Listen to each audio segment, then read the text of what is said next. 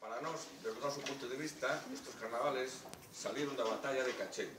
Esta batalla foi no ano 1846, concretamente o 23 de abril. Ali as tropas que había gallegas, comandadas polo comandante Solís, foron derrotadas polo general La Concha. Este señor había ido de Madrid, precisamente para sofocar a rebelión, e ali derrotou as tropas e colleu prisioneros a este comandante Solís e a 11 dos seus oficiales e levounos para ser xulgados na Coruña, que era onde estaba a capitanía militar. Polo camiño, o comandante Solís dixo aos seus oficiales que isto eran tranquilos, que el tiña moitas amistades na Coruña e que non iba a pasar nada.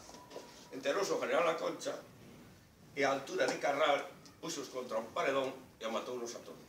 11 oficiales, máis o comandante Solís. Ali están enterrados no monumento aos mártires de Carral.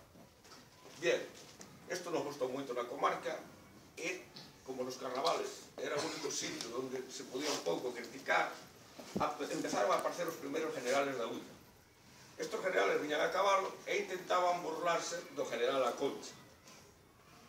O general La Concha, cando acabou a batalla, o primeiro que fixo pois foi saludar as tropas e saludaban da seguinte maneira: viva la reina Isabel, viva la reina Isabel. E as tropas contestaban viva. Entonces, nos carnavales, para burlarse do general La Concha, entonces o que facían era viva, pero nunca viva la reina Isabel. No, no, viva calquer ciudadano da pé. Viva Andrés, viva Pedro, como dando a entender que os nosos ciudadanos eran máis importantes que a reina Isabel. E iso burlándose do general La Concha. Como aquelo había que darlle un aire de enfrentamiento, entonces temos por un lado os generales que representaban o ejército de Madrid, que a bandeira española, o general La Concha, e temos por outro lado os generales que van con bandeira gallega representando as tropas do comandante Solís.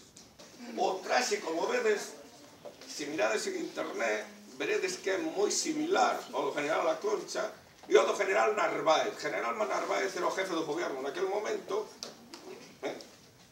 pouco de historia, naquele momento gobernaba a reina Isabel, pero o que levaba ao gobierno sempre eran militares, en este caso era o general Narváez. Se mirades a foto do general Narváez, veredes que é casi similar a isto. E o general La Concha, que tamén era outro general, o cual moi similar a esta tamén. Este é un traxe de correo. Traxe de correo, como sabedes nos ejércitos, é o que manda recados. Os generales olvidouse dicir que teñen que levar unha espada, dá igual o tamaño, pero que sea unha espada. E os correos, como podedes ver, un rebenque. Son moito máis pobre, o sombreiro, que tamén é unha das características. Este é moitísimo máis vistoso.